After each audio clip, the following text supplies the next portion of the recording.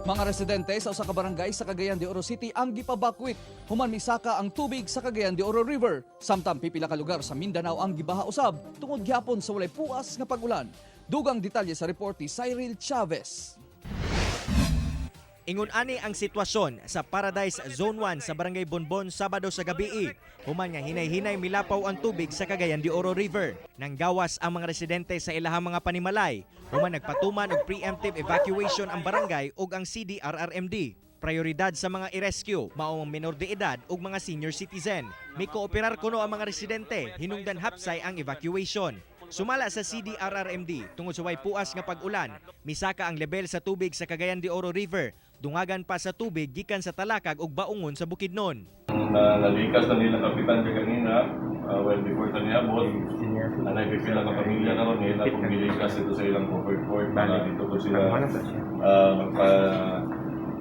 magpalabay sa gabihon. Human sa baha, ang mga residente sa Barangay Bonbon hinay-hinay nang mibalik sa ilahang mga panimalay. Gani ang uban kanila, nanguha og mga inanod nga kahoy daplin sa sapa. Gamiton kuno nila kining pangsugnod. Parang dili ta kapalit og sugnod. Di ana karon nga na ako diri Kalingaw. Sa Bugha, Bulad. Nahadlok na ko ba kay napubya na ba ko sa sindong.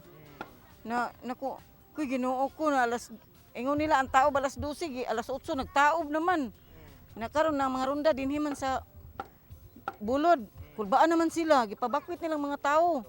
Kaya nagpanik naman sila. Samtang sa Iligan City, na sinati isab ang kusog nga ulan, hinungdan gibantayan pag-ayo sa otoridad ang level sa tubig sa sapa duol sa Mandulog Bridge sa Barangay Hinaplanon. Makita ang kusog nga sulog sa tubig sa sapa, resulta gihapon sa way puas nga pag-ulan sa lugar. Sigon sa pag-asa nga ang nasinating pag-ulan sa mga milabay nga adlaw tungod sa ITCZ ug tail end of frontal system.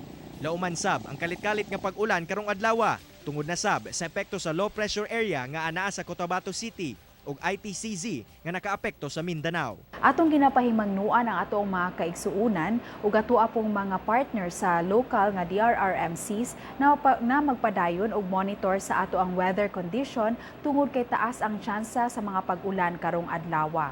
Kauban si James Yap sa kamera. Ako si Cyril Chavez para sa One Mindanao.